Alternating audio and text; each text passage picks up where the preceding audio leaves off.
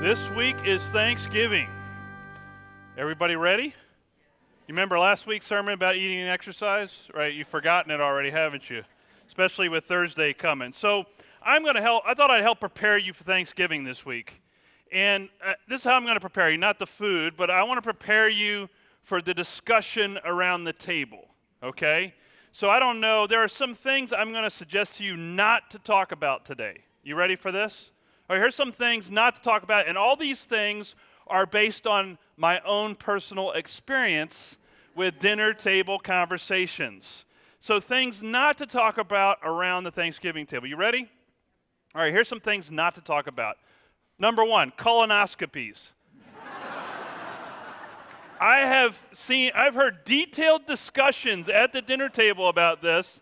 Just take it off. So any medical procedure, you don't want to hear about a medical procedure as you're eating turkey and gravy and, so keep that off the table. Here's another one. Anything that starts with the phrase, ew, smell this, right? You know it's not good. Have you ever noticed how people want to share the bad experience with you? It's like, and plus the host who made the meal is looking at you like, what? Why does it smell bad, So it's usually the sauerkraut or something like that somebody's sharing, if somebody starts out with that phrase, just shut it down right there. Here's another thing that happens, bad breakups. Have you ever heard, the whole table goes quiet. One person is talking about the bad breakup or something that's gone wrong in the relationship, and then everybody goes quiet, and then after about 30 minutes, there'll be just two people left at the table. The person with the bad breakup and the one person compassionately listening to them. Everybody's watching football or somewhere else in the house because they've been, going on and on about this terrible breakup. So wait for the coffee and dessert, go into another room, have that discussion. Let the table continue. Here's another one that I as a Redskin fan, think should be off the table, right? So, I know Dallas is playing on Thanksgiving. You can talk about Detroit all day long. You can talk about the Detroit Lions all you want. But as a Redskin fan, don't talk about Dallas football at my table unless you're actually from Texas. So if you're from Texas, you get some grace. But if you're not from Texas, then you don't get any grace. So think about it. Any Ravens fans agree with me on this one? Yeah, that's what I thought. So, all right, here's another one. Don't give me a lecture about genetically modified food. I am trying to enjoy the gravy. I'm trying to enjoy the stuffing. I'm trying to enjoy the turkey. I don't care how much hormone they put in that turkey. I know they've pumped it up. So just let it go. Wait till later. Send me an article about it or something like that. So, and then here's the last thing. Parents, husband and wives of kids that are talking about snuggling, kissing, anything like that, or actually performing that behavior at the table is off the table to me. Do I have any young people here today that just get grossed out when their parents do these things? Am I the only one? It doesn't matter what age you are, right? Okay, I'm looking for some young people to give me a witness this morning. Well, over here. There you go, right. Does it gross you out or what? It's gross, isn't it, right? Wait till after the dinner's over. Go in another room. Go somewhere else, right? But we also don't want to hear stories about it either, or romantic stories. So anyway. So, talk about something else. So interesting that the parable that we're looking at today in the gospel is actually about some table talk. Jesus is at the home of a prominent Pharisee, and they're watching Jesus. They're looking for him to do something wrong. They're kind of paying attention and see what is he going to do? What is he going to say? But what he doesn't realize is that Jesus is watching them. And that's what happens around this table. The first thing that happens at the table is actually somebody's healed, and it's a Sabbath day, and the law said not to heal on the Sabbath. So somebody gets healed on the Sabbath day. The next thing that happens is Jesus starts to notice how some of the people are coming in and trying to take the most important seat at the table rather than taking the lower seat. And so they're trying to jockey for position at the table as these people come in. And so he makes a statement about that because if you can imagine, it's a big dinner. It's like a large dinner. It's not just one table, but maybe a large dinner that's going on, different guests coming in, and he's watching them. And then the last thing happens is actually here in this passage today where Jesus is talking about who you invite to the table. And who's invited to the table? And he says, he's basically saying to the host, why did you invite these people? Why didn't you go out into the streets and invite other people to your table? So he's actually insulting the host at this point in the conversation. And so you could probably feel the tension around the table. Have you ever been at a Thanksgiving table and there's a topic that comes up and you can feel the tension at the table discussion? Have you ever been at one of those dinners? Maybe you're about to have one this week. I don't know. You just don't know it yet, right? But the tension is there at the table. And then there's always like Mr. or Mrs. Positive at the table, right? Who tries to like distract from the conversation or interject something into the conversation. And so that's what happens here. Jesus, this tense moment where he's basically saying, why didn't you invite other people to the table? Why'd you invite all these important people here? And then somebody, you could feel the silence maybe at the table, and then somebody says, well, you know what? And that's where we get this verse. Blessed is anyone who will eat bread in the kingdom of God. That's the positive person interjecting, saying, oh, let's get this conversation back on track about something positive. We all agree about the kingdom of God, and won't it be a great day when we're all together at the table, and so he's trying to bring harmony to the discussion. And he's actually making a great statement. But that just leads Jesus to tell the story. And he goes on and he tells the story about this host. And in this story, the host represents God. The servant that goes out to tell people to come to the feast represents Jesus. And so in the story, he's telling there was actually a two-step invitation process. So today, you and I will get something through social media and we'll say yes, maybe, no, right, to an invitation. And then we usually follow up on that. Or have you ever known somebody to accept an invitation, say they were coming to your party or coming to something and then they don't show up? Have you ever had that happen? I know we've had that happen. But in the first century, there was two things that happened. First, the invitation would go out to everybody and say, this is the day I'm going to have this feast. You're invited to the feast. And all those people that had RSVP'd and said, yes, they are coming, were the ones that Jesus sent, or the servant went out to get. So if you think about this, these people have already said they're coming to the banquet. They're coming to the feast. And what they didn't do was they didn't give a time. They didn't say, today we're very time conscious. We say, dinner's going to be at 4 o'clock on Thursday or 3 o'clock on Thursday, and people come and everybody's there by mealtime, except for the late people. And then, but in the first century, the servants would, after the meal was prepared and ready, the people who had accepted the invitation wouldn't know the exact time that day, so then the servants would go out to those people who had already said they were coming and say, the meal's ready, come to the house. So does that help you understand a little bit more what's happening here? So then as the servant goes out and says to the people who had already agreed to be there, they start to make excuses. And I look at these excuses as really excuses about the kingdom. Because Jesus is telling this story about God's kingdom. God's the host, Jesus is the servant. And there were people who had already accepted the invitation to the kingdom who were now refusing to follow the king, refusing to be a part of the kingdom. And so he tells this story, and there are what I call 3 invitational decisions that people made. They made decisions that day as to whether or not they were going to go to the banquet, or in the idea of the story, whether or not they were going to be a part of the kingdom. So the first excuse was from a man who said, I just bought some land, and I got to go check out the land, I got to do this. And so what he's saying is, I'm going to choose business over the kingdom. I'm going to choose my work over the kingdom. And so I've already agreed to be a part of the kingdom, but I'm actually not going to come and be a part of the kingdom because I got too much work to do. I got other things I got to pay attention to. I got business to take care of. So I'm going to choose to take care of business than be at the kingdom banquet. The second person says, I got 5 ox, which meant he was a wealthy landowner. If he needed 5 oxen, that means he needed 5 animals to till his fields. That meant he had a lot of fields. And he says, I'm going to choose to play with my new toys, right? My new possessions, my new oxen, and I want to go try them out, is what he says, instead of being a part of the kingdom. How many people have ever gotten a new car, a new sports car? That's like him saying, I'm going to get a new sports car, and I want to go take it for a spin.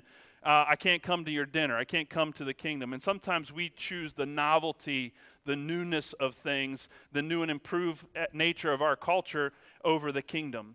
And then the third person actually uses his wife as an excuse. Did you notice that? He says, I just got married. I can't come to the banquet. And really what he's talking about, there was a law that said in your first year of marriage, you were not to be involved in any business affairs or join in any military action or go to war in your first year of marriage, because your bride, your young bride, would have come into your family, and she would have had to adjust and adapt to your family and this new family that she was involved in. So part of the husband's role was to help acclimate his new bride to the family and take care of her and make sure she felt welcomed in the family. And so he was to set aside a year to make sure of that. But so what he does here is he actually uses the law as an excuse not to come into the banquet. So he's basically saying, well, I got to stay home and take care of my wife, is what he's doing.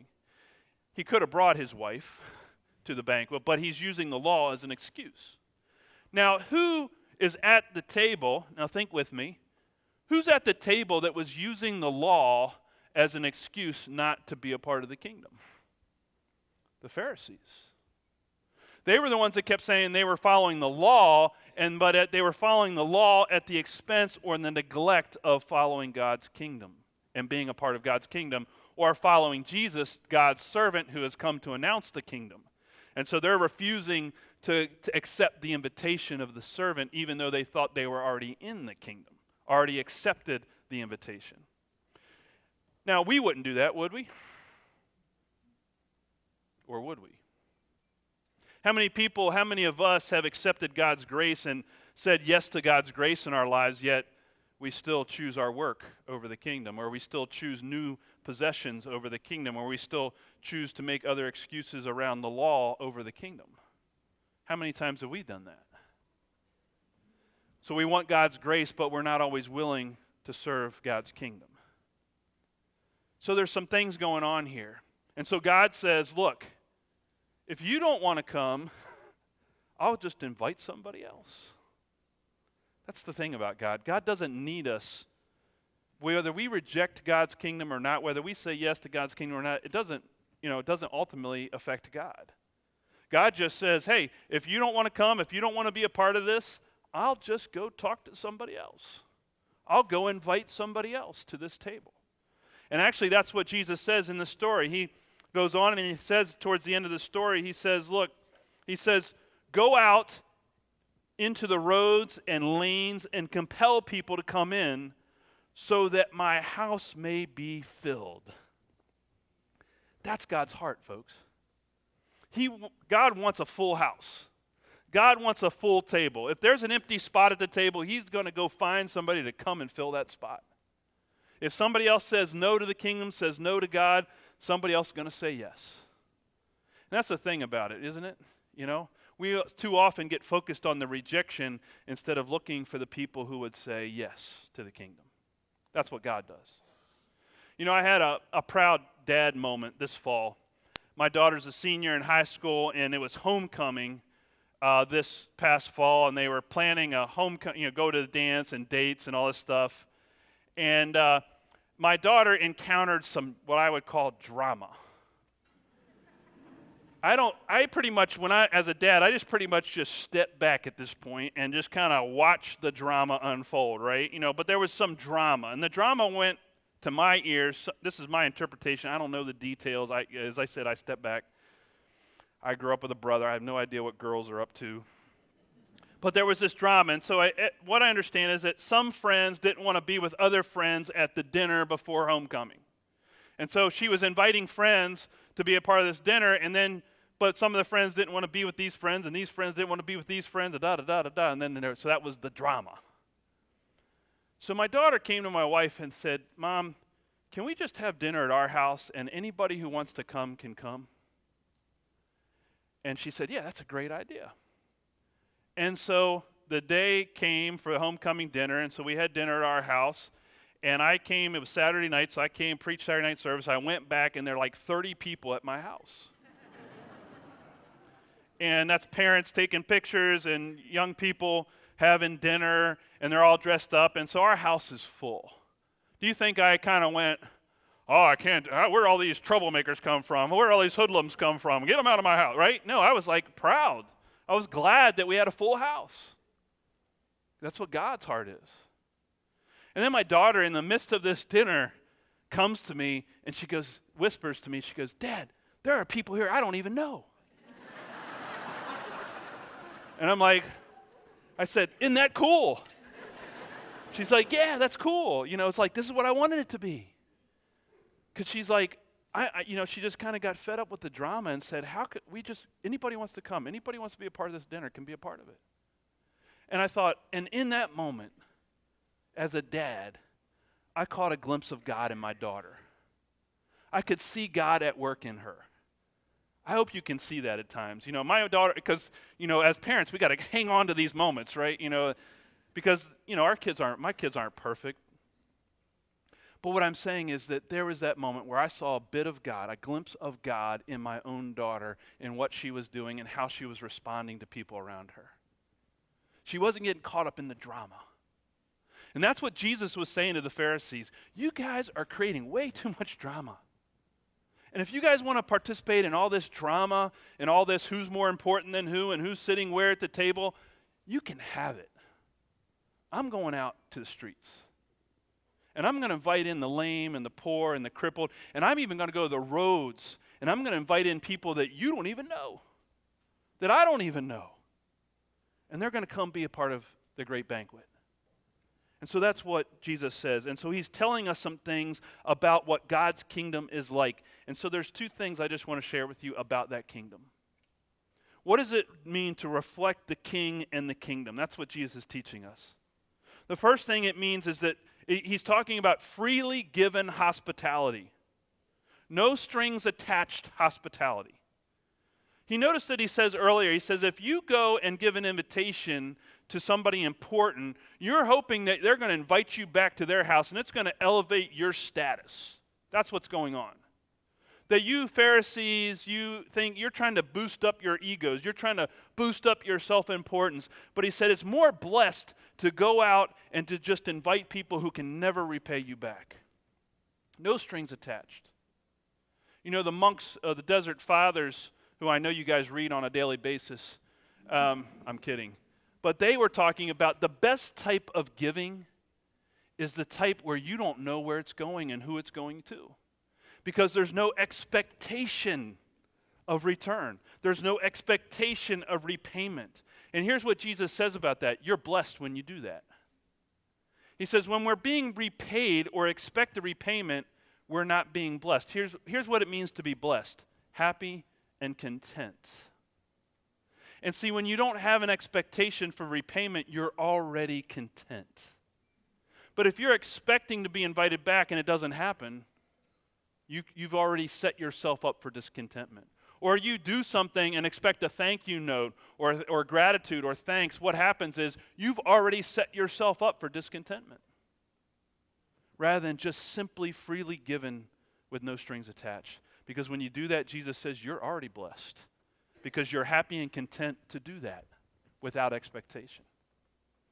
The other thing that Jesus teaches us through this parable about the kingdom is this, that it includes potentially bad people. When Jesus says go out to the roads, go out to the lanes, he's saying bring in robbers, thieves, bandits, tax collectors, sinners, people he doesn't even know. He's saying they're welcome at the table.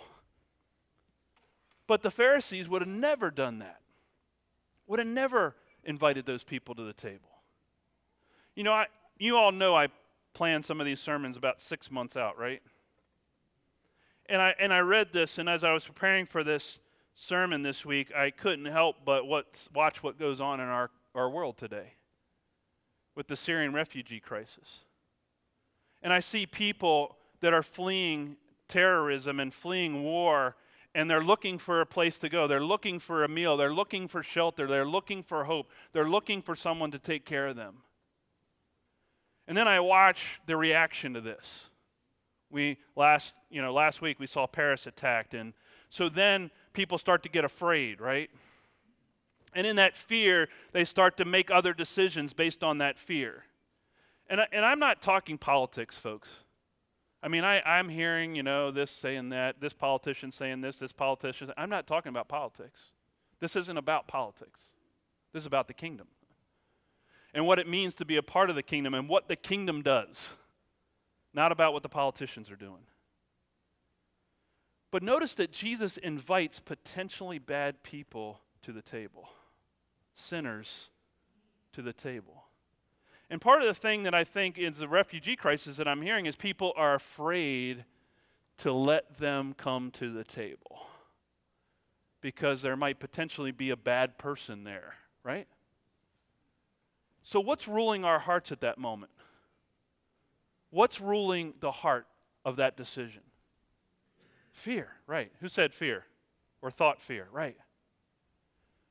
So the question is, of the kingdom question is, do we let fear rule our hearts, or do we let the king rule our hearts?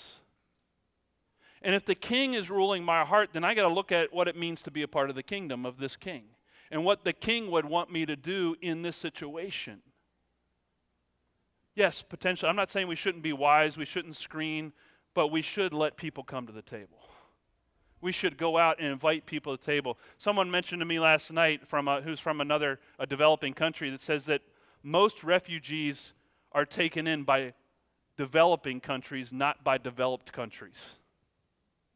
They use the statistic 85%. I don't know. I haven't supported that. I haven't fact-checked that. But I would agree that the majority of people who are refugees don't end up coming to developed countries like the U.S. In fact, we've taken in 1,897 Syrian refugees since 2014. Sorry, 1,869 of them. Our nation will take in up to 70,000 refugees from any country.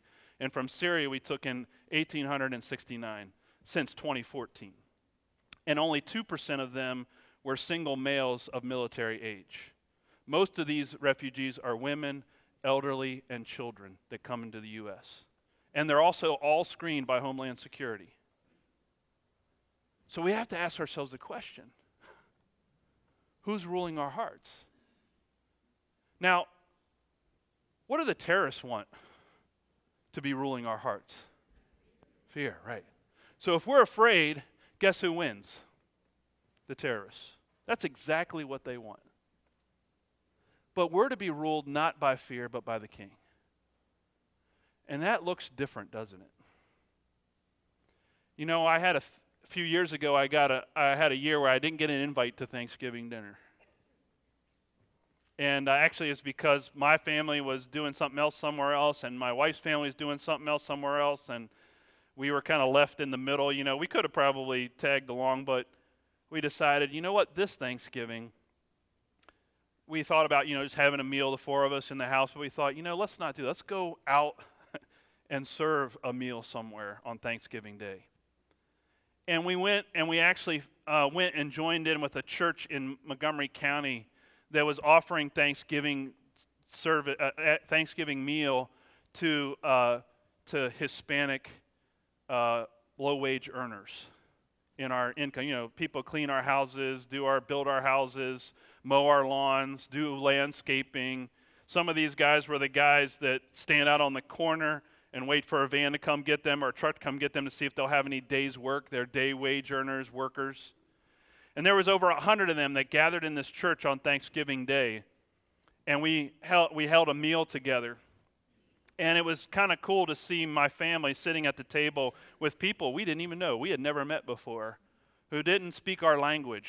Some of them did, some of them didn't. Some people helped translate our discussion. You know what I discovered? I don't know if they were legal, illegal, didn't matter. But what I did discover was they were just like us. They were looking to make a home for their families. They were looking for a place to provide safety for their families. They had sons and daughters just like we had daughters. And we had a great conversation. I learned a lot of great things. We sang together, we prayed together, we gave thanks to God together, and we had a meal together. And at the end of that meal, nobody was going, well, turkey was kind of dry.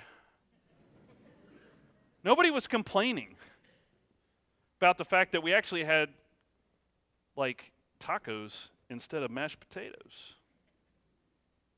See, nobody was complaining about the meal. People were just happy to be together, and we were blessed to be together. And you know what I experienced around that table? Gratitude. thankfulness for a meal, for being together. And isn't that what Thanksgiving's about? I think about how God's kingdom is all about changing lives and changing hearts. We're talking about the life-giving message of Jesus Christ here that gives us life. And I think about how that can that can change hearts one way or the other. You know, there are two ways to change a person's heart. You know what their two ways are? You can love them or you can hate them. When you love somebody, it changes their heart, doesn't it? When you show them compassion, when you offer them a meal, when you clothe them, when you give them shelter, what do you think their response is? Thank you. But when you hate somebody, when you're trying to get even with somebody, that also changes their heart too, doesn't it? But not in a good way. They don't respond with gratitude, they just respond with more hate. And I'm going to get even with you. The kingdom is about loving people and changing lives through gratitude, through compassion, through humility. And you know, when we all gather one day in that great banquet hall of God, there's not going to be anybody at the door checking their political party status or their denominational status or their ethnicity or they're checking their skin color or checking how old they are or physical abilities or disabilities. None of that's going to be in God's mind at that table. That's not a part of the kingdom.